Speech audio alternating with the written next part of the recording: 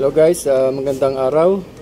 Welcome back sa aking YouTube channel. So sa araw na ito mayroon akong gagawin na Samsung, yan, 32 inches.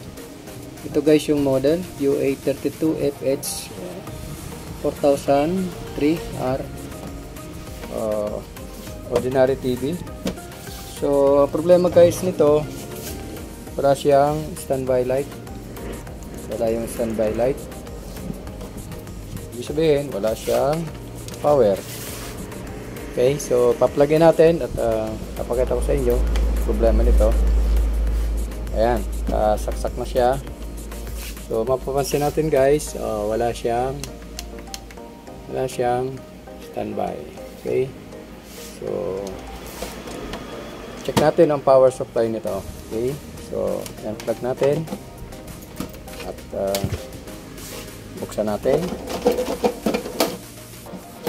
Ayan. Okay, so ito na guys, nabuksan natin. Ito yung power supply, main board, then ribbon papunta sa source board. So ngayon, dahil ang problema nito ay wala siyang standby, nagagaling dito sa main board yung standby niya, nagaling ng power supply. So ang gagawin natin, okay, paplagin natin to. Okay, so tanggalin natin muna ito supply sa main board. Check natin kung magkakaroon ng backlight kasi nakakonect yung backlight dito. Yan, so plugin natin. Okay, so kung mapapansin natin guys, wala rin siyang light, hindi rin siya mag backlight. So dahil dyan, magpo-focus tayo sa power supply. Magche-check voltage tayo. Check natin yung voltage dito sa supply na 12 volts galing ng power supply papunta ng main board. Check natin ito. Lagyan natin sa DC. Okay, so ito yung diode. Yan. Check natin. Okay, 0 volts. So okay, 0 volts siya. So check natin yung supply sa capacitor, yung main filter, kung mayroon siyang supply sa main filter capacitor. Okay, check natin to. Okay, yan, check natin dito kung mayroon siyang DC. Yan. Okay, so meron siya 321.5 volts. Ibig sabihin, good yung primary supply. So may problema tayo dito sa secondary. So check natin itong diode. Tingnan natin kung okay siya or shorted ba o good. So check natin yung diode. Okay, gawin natin sa diode test. Ayan.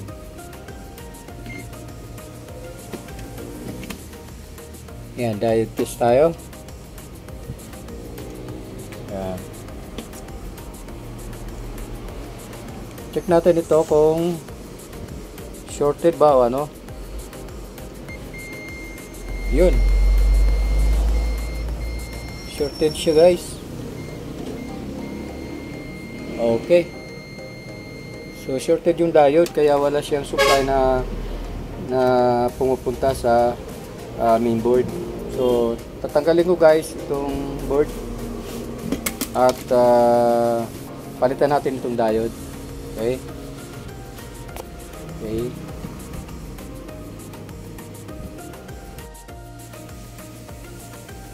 Okay, check natin yung diode.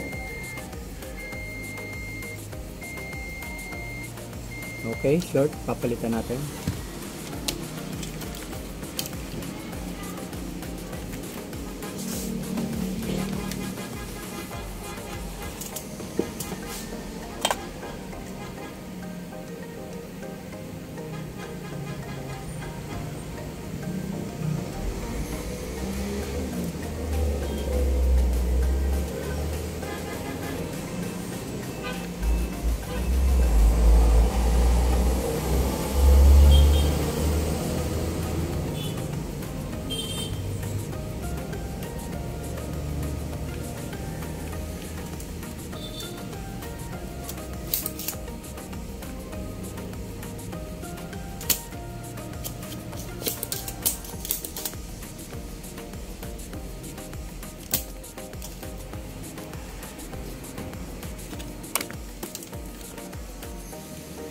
check natin kung parehas ito, short.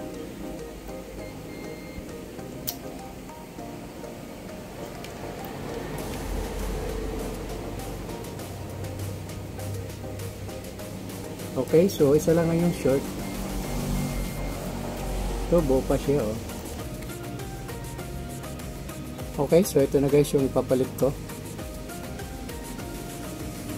Pinalitan ko na lang yung dalawa para sigurado tayo na hindi na magkaka-problema. Okay, so 5 amperes, 200 volts. Okay. Dalawa siya, 200 volts by 5 amperes.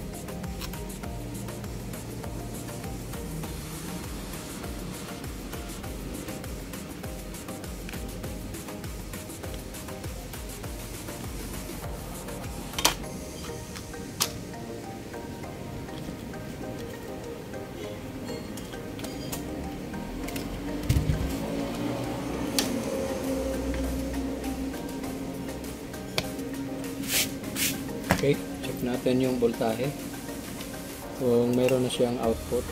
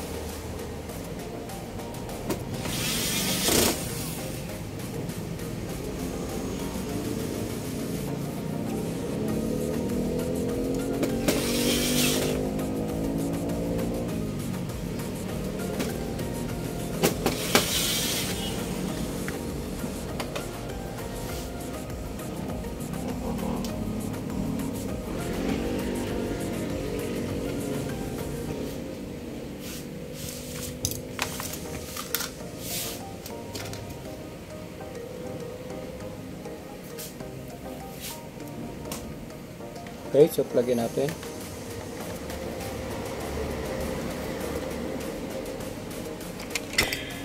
Yun guys, may ilaw na siya, oh. May standby na siya. Power on natin.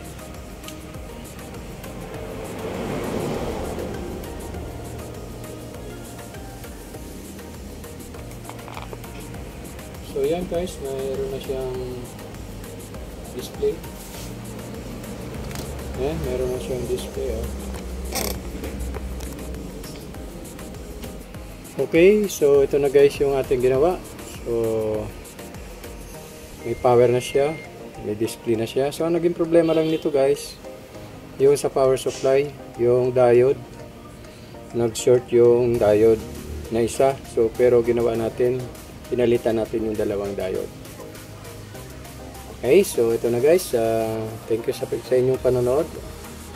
At sa mga hindi pa nakapag-subscribe sa aking channel, Please subscribe and pakihit ng notification bell para updated ka sa mga susunod ko pang video. Okay guys, thank you. Hanggang sa susunod. Bye.